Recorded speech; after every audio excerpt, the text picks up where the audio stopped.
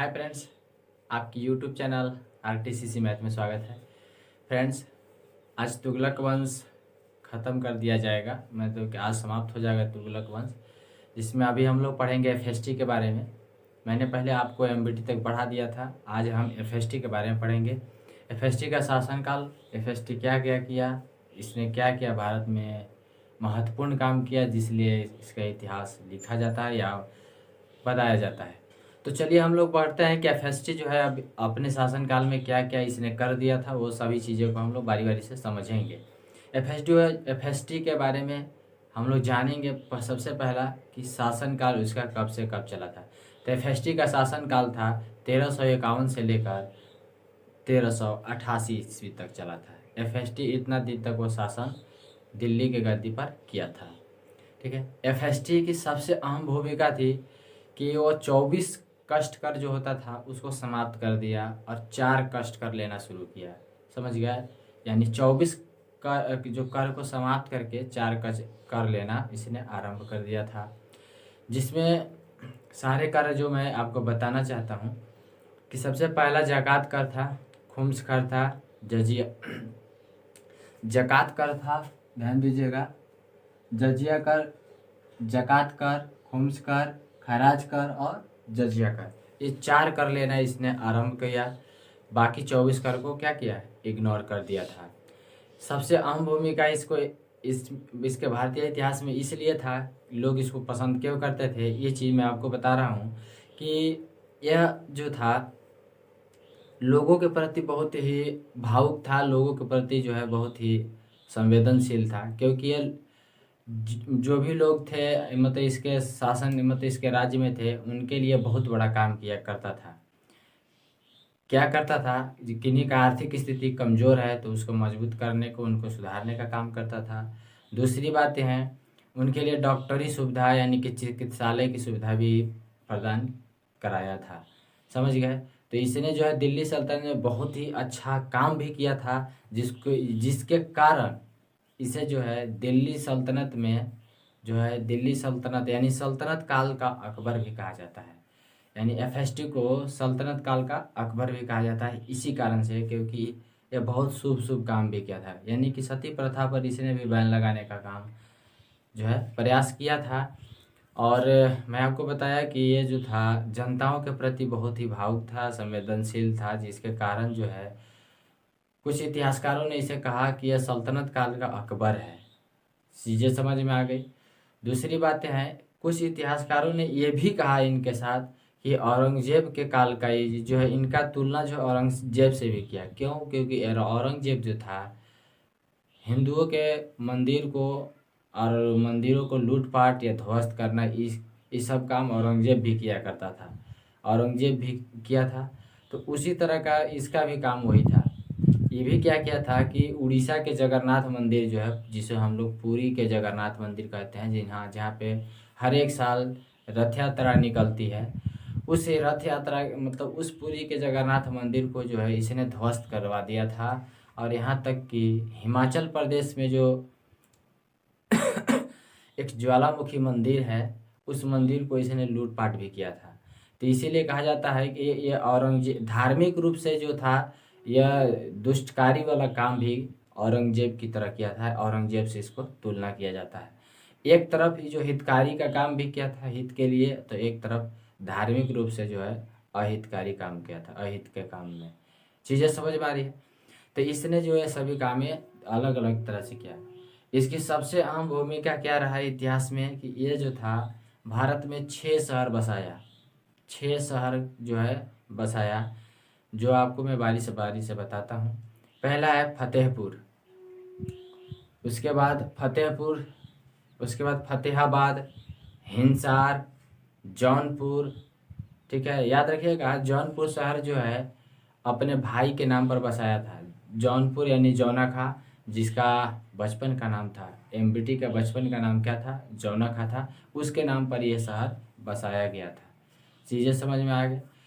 यहाँ तक कि है इसके बाद जो है फतेहपुर, फतेहाबाद, फिरोजाबाद भी इसी ने बसाया था। फिरोजाबाद को क्या कहा जाता है, इस्पात कांच नगरी, भारत का कांच नगरी के नाम से जाना जाता है फिरोजाबाद को। चीज़ें समझ में आ रही। इसने जो है अलग अलग एक विभाग का भी गठन किया, अलग अलग विभाग का भी गठन किया, जिसके लिए इसको जब महसूस हुआ कि कुछ इसकी आवश्यकता है, तब इसने जो है अलग विभाग का गठन किया। तो चलिए हम लोग देखते हैं बारी बारी से, इसी सब चीज़ों को हम लोग आगे पढ़ेंगे। ध्यान दीजिएगा, कह रहा है कि एफएसटी के बारे में। इसका शासनकाल बताया गया है 1351 से 1388 तक। एफएसटी 24 कष्ट कर को समाप्त कर 4 कर लेना आरंभ किया था। 24 कष्ट कर को समाप्त करके 4 कर लेना आरंभ किया था। जजिया कर पहला है, खराज कर, खुम्स कर और जकात कर, ये 4 कर लेता था। जजिया कर गैर मुसलमान कर था, जो हिंदुओं से लिया जाता था। जजिया कर जो था गैर मुसलमान था, यानी मुसलमानों से नहीं लिया जाता था, बल्कि हिंदुओं से लिया जाता था। लेकिन पहले जो था सिर्फ हिंदुओं से लिया जाता था, लेकिन इसमें ब्राह्मण शामिल नहीं थे। लेकिन एफएसटी ने क्या किया, उनको भी शामिल कर दिया, कर देने के लिए ब्राह्मणों को भी इसमें शामिल कर दिया कि आपको भी कर देना पड़ेगा। चलिए देखिएगा, एफएसटी ने ब्राह्मणों से जजिया कर लेना आरंभ कर दिया। खैराज कर क्या है भाई, तो यह एक भूमि कर है। क्या है, खैराज कर एक क्या है, भूमि कर है। जकात कर क्या है, धार्मिक कर था जो मुसलमानों से लिया जाता था। याद रखिएगा, एग्जाम में पूछा हुआ सवाल है कि मुसलमानों से लिया जाने वाला कर कौन है, तो आपको क्या बताना है, जकात कर है जो मुसलमानों से लिया जाता था। इसने सर्वाधिक सिंचाई के लिए नहर का निर्माण कराया था। अपने नोट कॉपी में लिखिएगा, ये बहुत ही वीवीआई है। ठीक है, एग्जाम में पूछता है कि सर्वाधिक नहर का निर्माण किसने किया था, तो बहुत सारे स्टूडेंट क्या करते हैं, गयासुद्दीन तुगलक को मार देते हैं, क्योंकि वो उसने तो आरंभ किया था, उसने नहर बनवा मतलब कि सिंचाई के लिए आरंभ किया था। लेकिन सर्वाधिक जहाँ तक बात आ जाएगी तो आपको एफएसटी आंसर देना है। चीज़ें समझ में आ रही है। चलिए आगे देखिएगा, इसके द्वारा नए प्रकार के कर लिया जाता था, जिसे हक ए सर कहा जाता है। ये जो था नया प्रकार के कर लेना आरंभ किया है, जिसे हक ए सर कहा जाता है। इसने आधा तथा 20 नामक सिक्का चलवाया। आधा तथा 20 नामक सिक्का चलवाया। इसी ने दीवान ए बंदगान, एक मतलब कर विभाग, विशेष प्रकार के कर विभाग का गठन किया। उसमें क्या है, पहला कर विभाग का नाम है दीवान ए बंदगान, यह दास विभाग था। दीवान ए खैरात दान विभाग था। इसमें मुस्लिम कन्याओं की शादी जो होता था निःशुल्क था। दीवान ए खैरात जो था, मुस्लिम कन्याओं की शादी के लिए एकदम निःशुल्क होता था। वहाँ पे किसी प्रकार का कोई कर नहीं लगता था, ना ही कोई पैसा लगता था, मतलब उस विभाग से ही उनका शादी हो जाता था।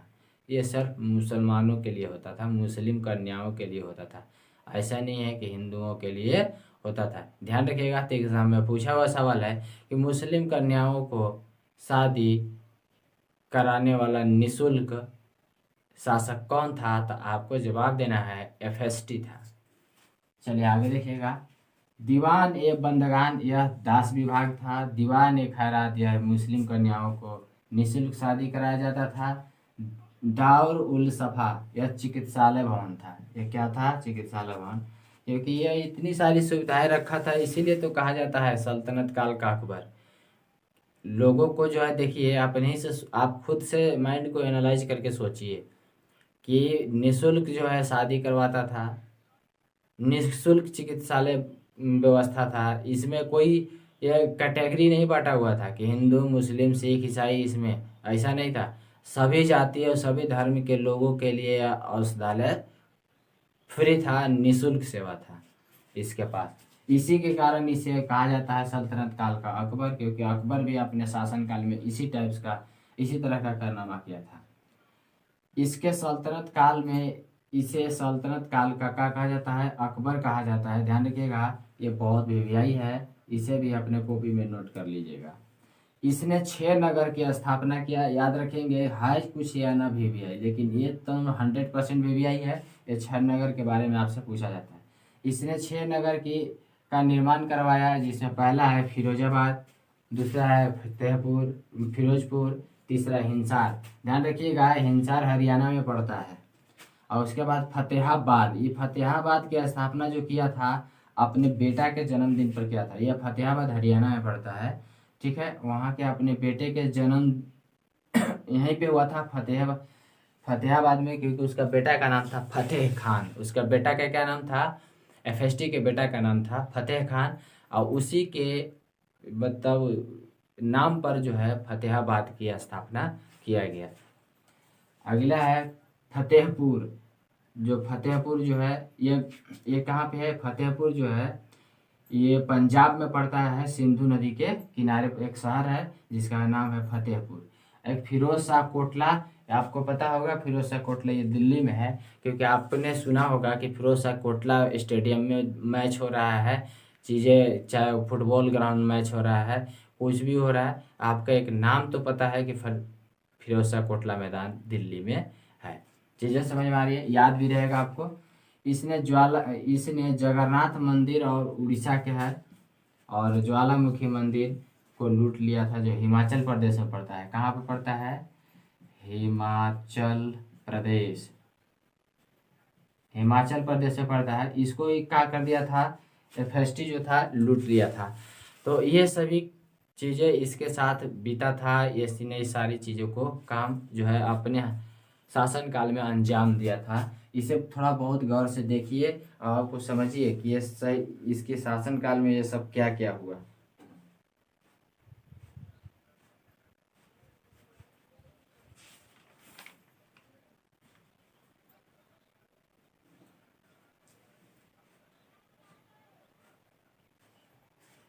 इसने एक और काम सबसे इम्पोर्टेंट काम किया था कि फिर एफएसटी कि हरियाणा में जो है एक जो है तालाब का निर्माण कराया, उसके आसपास में 1200 जो है बाग बगीचे लगवाया था।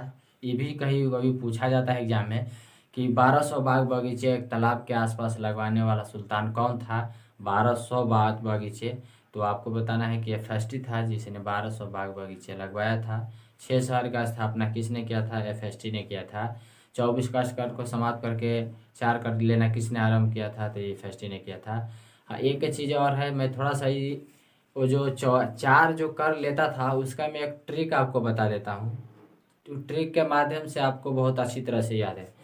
जा ध्यान दीजिएगा, उस ट्रिक के माध्यम से आपको बहुत बढ़िया समझ में, उस ट्रिक का नाम है, ध्यान रखिएगा, ट्रिक हम लिख रहे हैं यहाँ पे। इस ट्रिक के माध्यम से आप समझिएगा, जा ख खू जा, जा ख खू जा इसका नाम है। इस ट्रिक के माध्यम से आपको ये याद रहेगा, ज से जकात कर होता है, ज से जगजिया कर होता है, और ख से होता है खुम्स कर, ठीक है। और ख से खैराज कर, ख से खू से खुम्स कर, और जा से जकात कर होता है। जजिया कर, जकात कर, खुम्स कर और खैराज कर, ये तीनों कर जो है जा खखू जा के नाम से, जा खखू जा, एक ट्रिक के माध्यम से आप इसको याद कर सकते हैं। बहुत ही शानदार है, क्योंकि एग्जाम में इसी के बारे में पूछा जाता है कि 24 कष्ट कर को समाप्त करके कितने कर आरंभ किया गया था? तो 4 कर आरंभ किया गया था। अब ये 4 कौन कौन से हैं? चलिए, तो अगर ये वीडियो यहाँ तक आपको समझ में आया है तो बहुत बढ़िया है। मैं थोड़ा सा इसके आगे मैं बताना चाहता हूँ, वो है अगला सुल्तान, क्योंकि इसके बाद जो है तुगलक वंश में इस मतलब एफएसटी के बाद एक शासक, 2-3 शासक और थे जो अयोग्य थे, जिसमें एक शासक इम्पोर्टेंट है, नासुरुद्दीन अथी मोहम्मद तुगलक जो है। अगला जो एक शासक है नासुरुद्दीन मोहम्मद शाह तुगलक, ये इसके शासनकाल में कुछ एक अहम घटनाएं घट जाती है जिसको आपको पढ़ना है, और मैं आपको बता देता हूँ कि नासुरुद्दीन मोहम्मद शाह तुगलक के शासनकाल में जो है एक तैमूरलंग मंगोल नेता चंगेज खां जो है 1398 ईस्वी में भारत पर आक्रमण कर देता है। कितने में आक्रमण कर देता है? 1398 ईस्वी में भारत पर आक्रमण कर देता है। और यही आक्रमण जो है सबसे ज़्यादा इम्पोर्टेंट है। इसमें चीज़ें समझ में आ गई होगी।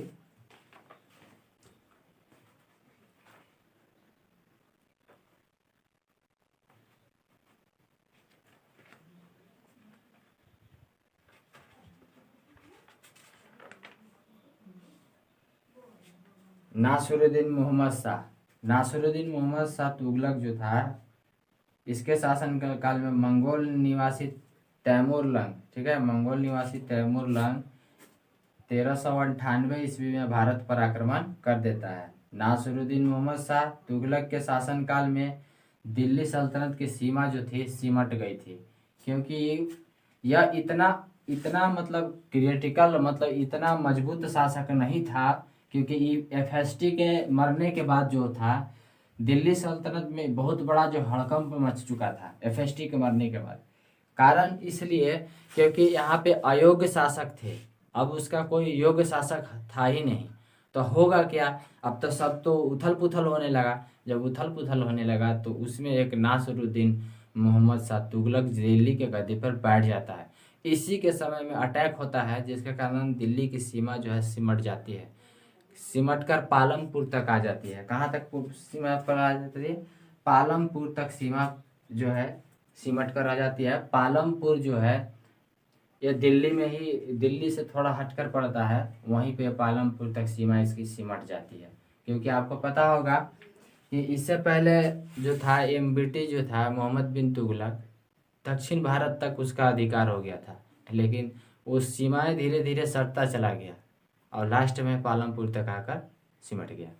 तो चलिए, हो आपको ये वीडियो जो है बहुत अच्छा लगा होगा। अगर ये वीडियो आपको अच्छा लगा या कंटेंट अच्छा लगा, चीज़ें जो मैंने आपको बताया वो भी अच्छा लगा, तो प्लीज़ इस वीडियो को लाइक शेयर सब्सक्राइब करें, और नहीं तो कुछ करे या ना करें डिसलाइक करना ज़रूर मतलब ना भूलें, ये आपसे रिक्वेस्ट है। तो चलिए, थैंक यू।